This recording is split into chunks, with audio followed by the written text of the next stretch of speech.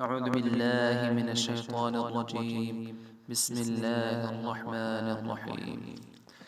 يا أيها الذين آمنوا كتب عليكم الصيام كما كتب على الذين من قبلكم لعلكم تتقون أياما معدودات فمن كان منكم مريضا أو على سفر فعدة من أيام أخر وعلى الذين يطيقونه فدية طعام مسكين فمن تطوع خيرا فهو خير له وأن تصوموا خير لكم إن كنتم تعلمون.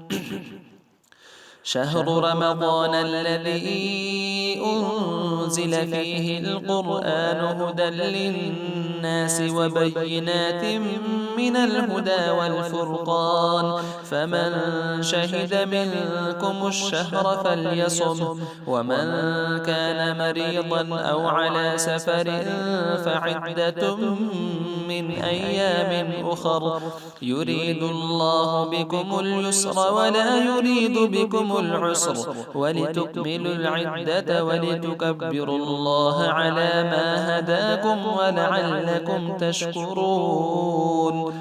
وإذا سألك عبادي عني فإني قريب أجيب دعوة الداع إذا دعاني فليستجيبوا لي وليؤمنوا بي لعلهم يرشدون. أحل لكم ليلة الصيام الرفث إلى نسائكم هن لباس لكم وأنتم لباس لهن علم الله أنكم كنتم تختانون أنفسكم فتاب عليكم وعفى عنكم فالآن باشروهن وابتغوا ما كتب الله لكم وكلوا واشربوا حتى يتبين لكم الخيط الأبيض من الخيط الأسود من الفجر ثم أتموا الصيام إلى الليل ولا تباشروهن وأنتم عاكفون في المساجد تلك حدود الله فلا تقربوها كذلك يبين الله آياته للناس لعلهم يتقون.